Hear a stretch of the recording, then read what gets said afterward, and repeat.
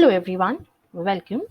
In the previous video, we explored some of the features of Google Drive. Now let's continue exploring the remaining features. Again, we have synced in with our Gmail ID. Now using the Google Apps button, we'll click on Google Drive so that we can enter the page where all the contents uploaded on Google Drive can be viewed easily, and also we can add some content here. We had already created a folder by name of assignments first year, in which we had created few subfolders and had also added some files. Now we can also search for some files that we specifically want. Now, for instance, I have so many files available in this particular Google Drive and I am unable to identify that where is the file which I am looking for. So if we remember the name, we can directly type in the search option here that what file are we looking for if we remember the name. And in case we remember that what type of file it was, we can also select from here. For example, if I select documents, it will show all the Google Docs that have been prepared and that have been either uploaded from my system on the Google Drive or have been prepared directly in form of a Google Doc. So all those will be reflected here, and then I can select the desired Word document that I am looking for, the Google document that I am looking for. Also, if not I'm looking for a doc, rather I can also select for a spreadsheet from here. We can click on the spreadsheet and all the spreadsheets that have been created are being reflected here.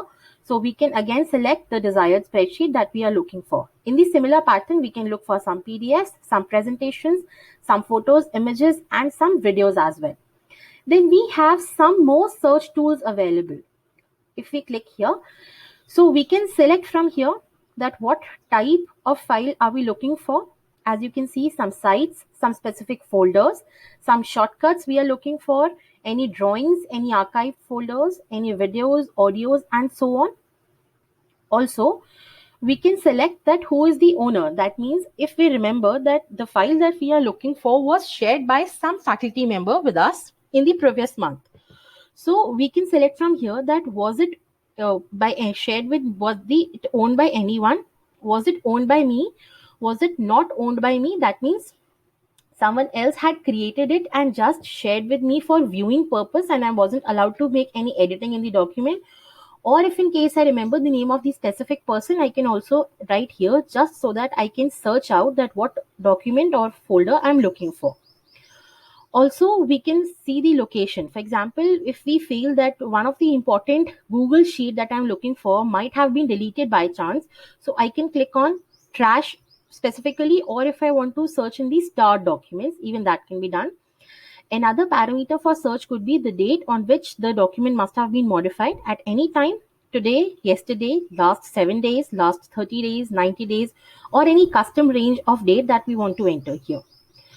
Further, if we remember any kind of word that might match the part of the file name, we can put here some specific word, any kind of person with whom we remember we might have shared with, or any other information.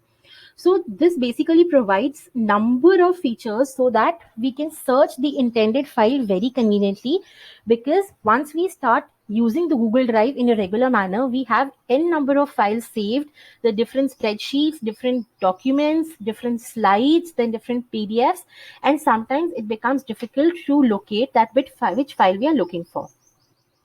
So once we are done, we can either click on reset so that all the changes that we had made in this are simply moved out and we come back to the original search button. Or once we have entered the desired basis on which we want to search, we can simply click on search here. So for now, I'm closing it. Next, if we talk about this pane here, so we have this My Drive. If we click on My Drive, so on the top, we have the quick access. That means some content that has been opened recently, it will be shown here. Then we can have the option of shared with me. That is, if some other person had shared some content with me, I can open this and I can see those contents available on that particular page. Again, we have the option of recent.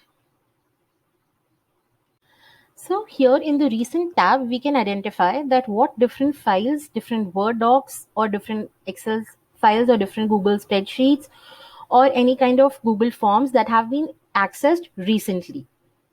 Another tab we have is Start, in which actually it shows that what options or what different files or folders have been marked as very important by us.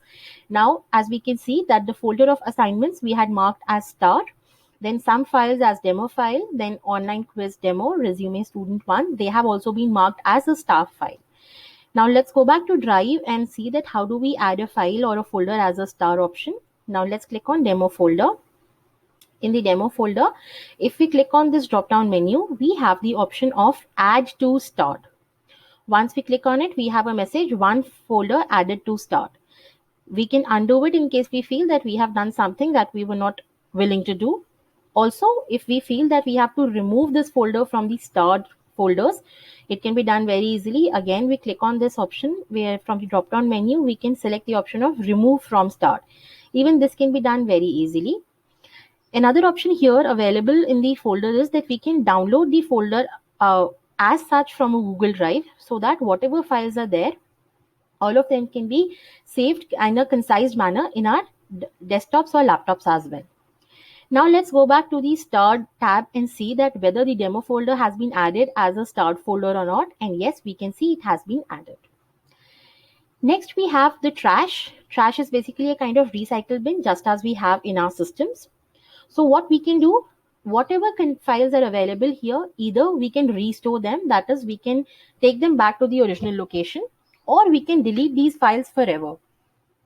For instance, if I select this particular first PPT, here the first option I have is restore from trash, and another option that we have is delete forever. So any one of them can be adopted depending upon our requirement. So these were about some of the basic features of how we can use Google Drive when we have active internet connection. Now let us spare a few minutes and see that can we work on Google Drive offline? Yes, we can. We are just clicking on settings and we have an option of get Drive for desktop. Once we click on it, we are being redirected to a page. Now we have a couple of options here. First, go to Drive, and second is that try Drive for the team. Initially, it was in a paid version. For a few months, the paid version has been made free for the users, but maybe in future it will become a paid version again. So for now, we can click on just go to Drive. It will ask us for certain permissions, and then we can download the Google Drive and we can work offline for our systems. Also, we can click on individuals here and we can click on download from here.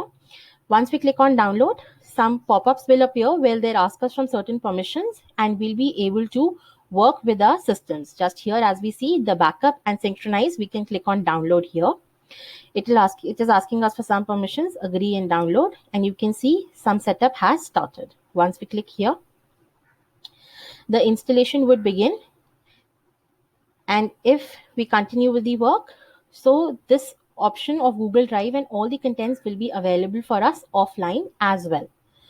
So Google Drive, no doubt, is a very interesting feature and a very interesting tool that can be used for sharing content and for keeping our data or all the files and folders intact and safe on a cloud storage. So thank you everyone. Stay tuned for the upcoming videos on different topics. Thanks.